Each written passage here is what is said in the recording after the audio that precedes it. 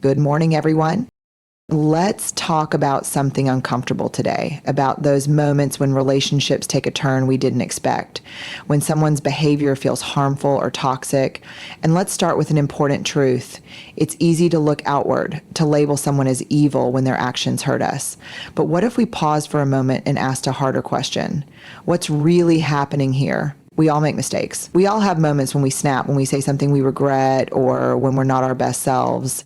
One harsh comment, one bad day, or even a handful of missteps doesn't define a person or a relationship.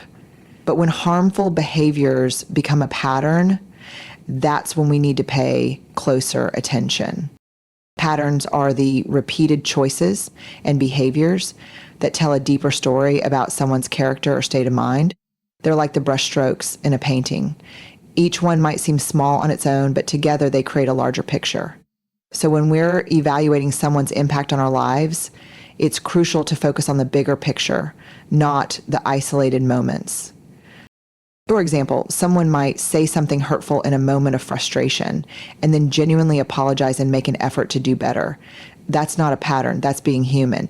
But if someone frequently uses cruel words to tear others down or manipulates situations to always come out on top, that's a pattern, and it's one worth noticing.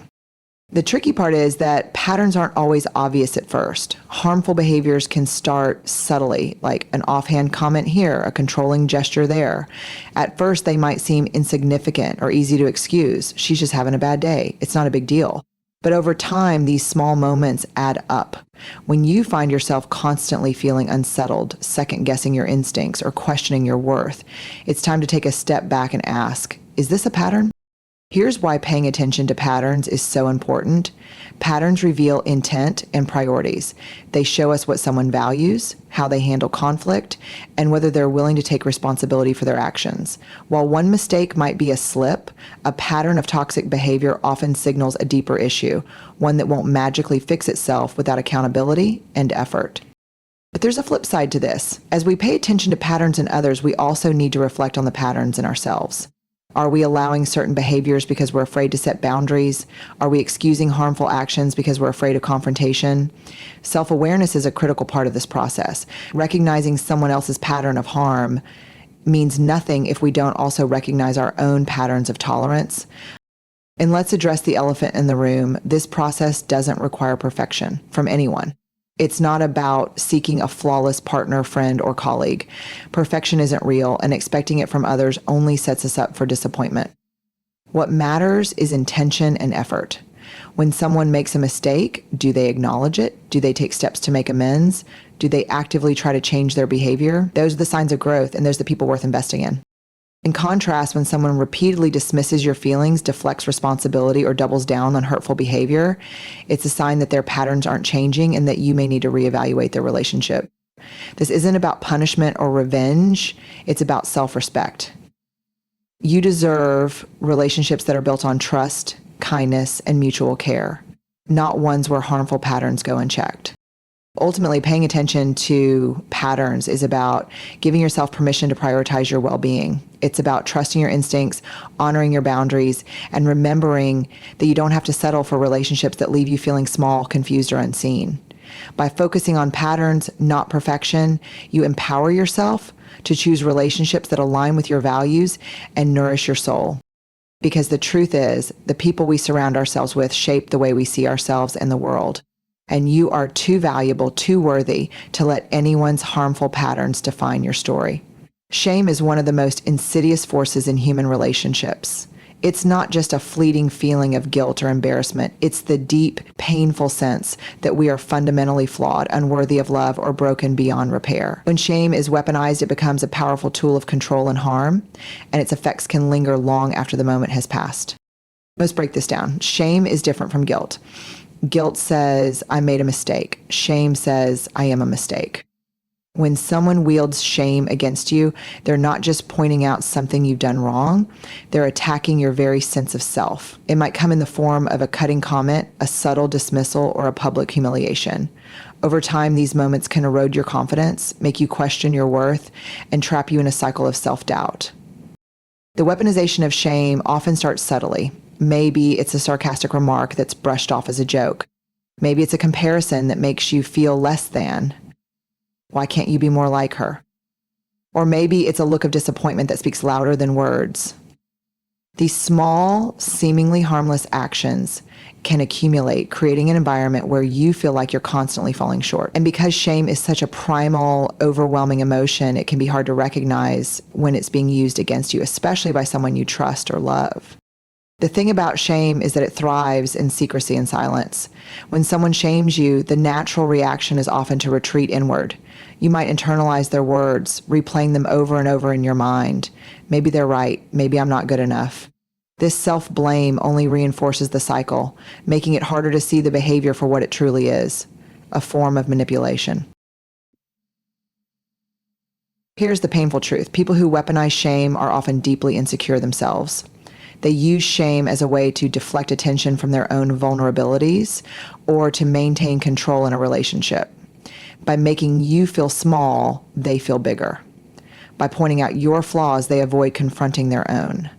This doesn't excuse their behavior, but it does explain why they might act this way. Hurt people, but that doesn't mean you have to stay in their line of fire. So how do we protect ourselves from the weaponization of shame? It starts with awareness. Recognize the signs. Do you often leave interactions with someone feeling worse about yourself? Do their words or actions make you doubt your worth or question your abilities? Do they consistently use your vulnerabilities against you, especially in moments of conflict? If the answer to these questions is yes, it's time to set some boundaries. Boundaries are the antidote to shame because they remind us of our inherent worth. They allow us to say, "This is not okay. I will not allow you to treat me this way." Setting boundaries isn't easy, especially when the person weaponizing shame is someone you care about deeply. But it's an act of self-respect and self-protection. And here's the key. Don't fight shame with shame. When someone uses shame against you, the temptation might be to throw it back at them, to point out their flaws and make them feel as small as they've made you feel. But this only perpetuates the cycle. Instead, respond with clarity and strength. Name the behavior when you say that it makes me feel ashamed. That's not okay. Set a boundary. I won't continue this conversation if you keep using hurtful language. Affirm your worth. I deserve to be treated with respect, even when we disagree. It's also important to examine the role shame plays in our own behavior. Are we unknowingly weaponizing shame against others? Sometimes we might resort to shame when we feel powerless or frustrated. A parent might say, "I'm so disappointed in you," thinking it will motivate their child to do better. A partner might say, "Why are you always like this?" in the heat of an argument. These moments may seem minor, but they can leave lasting scars. Being mindful of our words and their impact is a crucial step in breaking the cycle of shame. Lastly, remember that shame cannot survive empathy. When someone tries to shame you, their goal is to isolate you, to make you feel like you're the only one who's ever messed up or fallen short. But empathy says you're not alone, you're human. And being human means being imperfect. Surround yourself with people who remind you of this truth, and don't hesitate to seek support when you need it. Whether it's a trusted friend, a therapist, or a supportive community, having people who see your worth can help you heal from the wounds of shame. The weaponization of shame is a deeply harmful behavior, but it doesn't have to define your story. By recognizing it, setting boundaries, and practicing empathy, both for yourself and others, you can reclaim your power and remind yourself of what shame tries so hard to make you forget. You are enough, just as you are. Empathy is often seen as one of the most beautiful aspects of human connection. It's the ability to step into someone else's shoes, to feel what they feel, and to truly understand their perspective. But empathy, as powerful as it is, can also be misunderstood and misused. When empathy becomes a shield, something we use to excuse harmful behavior or avoid addressing tough realities, it stops serving us. Instead, empathy must function as a mirror. It should reflect the truth of someone's actions back to them and to ourselves, helping us see both their humanity and our boundaries more clearly. Let's start with what empathy is and what it isn't. Empathy is not about excusing bad behavior. It's not about saying they had a tough childhood, so it's okay that they hurt me, or they're struggling, so I'll tolerate this behavior a little longer. While understanding someone's pain or struggles is an essential part of empathy, it doesn't mean we should accept mistreatment or let harmful patterns continue. This is where empathy as a shield comes in. We use it to justify staying in situations that are toxic or to avoid the discomfort of setting boundaries. And for example, imagine you have a friend who constantly belittles your achievements. Maybe they're going through a rough time, they've lost a job, or are struggling in their personal life. Your empathy might kick in saying, they're acting out because they're hurt. I should just let it go. While that perspective can help you understand their behavior, it doesn't change the fact that their actions are damaging your sense of self-worth. Empathy used as a shield might lead you to excuse their actions, but true empathy as a mirror, asks you to look deeper. It asks, how is this affecting me, and what do I need to feel respected and valued in this relationship? Empathy as a mirror allows us to hold two truths at the same time, that someone may be struggling or acting from a place of pain, and that their behavior is still not acceptable. This balance is critical. It lets us approach others with compassion while also protecting our own emotional health. It's the difference between saying, I understand why you're acting this way, but it's not okay, and simply absorbing their pain at the expense of your well-being.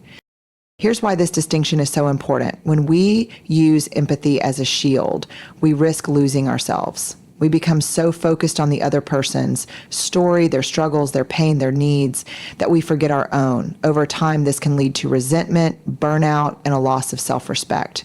We might find ourselves stuck in relationships where we feel drained, undervalued, or even invisible, all because we've prioritized someone else's feelings over our own boundaries. Empathy as a mirror, on the other hand, keeps us grounded. It reminds us that while we can care about someone else's experiences, we don't have to take responsibility for their choices or their healing. It allows us to reflect their humanity back to them while staying rooted in our own. For example, instead of saying, I understand you're hurting, so I'll tolerate this behavior, we can say, I understand you're hurting, and I hope you find a way through this, but I can't allow this to continue. This approach isn't easy. It requires courage and clarity. It means being willing to sit with uncomfortable emotions, both our own and others. It means accepting that empathy doesn't always lead to reconciliation or resolution. Sometimes the most empathetic thing you can do is walk away from a situation or relationship that's causing harm. By doing so, you're not just protecting yourself, you're also giving the other person an opportunity to confront their behavior and grow. So how do we cultivate empathy as a mirror in our lives? Here are a few steps. Acknowledge their humanity without excusing their actions. Someone hurts you, it's natural to want to label them as bad or evil, but empathy asks us to look deeper. It says, this person is human, just like me. They have fears, struggles, and insecurities. Recognizing this doesn't mean condoning their behavior. It means understanding that their actions likely come from a place of pain or fear. This perspective can help us approach the situation with compassion rather than anger or judgment. Reflect on how their behavior affects you. Empathy doesn't mean ignoring your own feelings. Ask yourself, how does this behavior make me feel? What impact is it having on my emotional health, my self-esteem, or my sense of safety? Use empathy to understand both their experience and your own. This dual awareness is key to maintaining balance. Set clear boundaries. Boundaries are not walls, they're guideposts that define what is and isn't acceptable in your relationships. When you use empathy as a mirror, you can say, I care about you and your struggles, but I need to protect my own well-being. This might mean limiting your interactions with someone, ending certain conversations, or even stepping away from the relationship entirely. Stay grounded in your values. Empathy doesn't mean compromising your integrity or values. If someone's behavior conflicts with your principles, such as honesty, respect, or kindness, it's important to hold firm. Reflect their actions back to them with clarity I understand why you're upset, but I can't support the way you're handling this. Be willing to let go. Sometimes the most empathetic thing you can do is let go. Staying in a toxic or harmful relationship doesn't help either party grow. By walking away, you create space for both yourself and the other person to heal and grow in healthier ways. Empathy is one of the most powerful tools we have for connection, but it must be used wisely. When we treat it as a mirror, it becomes a source of clarity and strength, helping us navigate relationships with compassion and courage. It allows us to see others as they are while staying true to ourselves. And perhaps most importantly, it reminds us that while we can care deeply for others, we are always worthy of the same care in return. At the end of the day, empathy isn't about losing yourself in someone else's story. It's about seeing their humanity while staying anchored in your own. When we treat empathy as a mirror, we gain the clarity to recognize both connection and harm. We learn to say, I see you, I understand where you're coming from, but I also see myself, and I will not compromise my well-being. This is the kind of empathy that heals, not harms. It's the kind of empathy that allows us to hold space for others without losing space for ourselves. And it's the kind of empathy that builds relationships rooted in respect, honesty, and mutual care. So as you walk out of here today, I invite you to hold up that mirror, not just to others, but to yourself. Reflect on the stories you're carrying, the boundaries you've set or haven't set, and the ways empathy can transform your relationships. And remember, true empathy isn't about abandoning your worth to care for others. It's about caring for both at the same time. Thank you.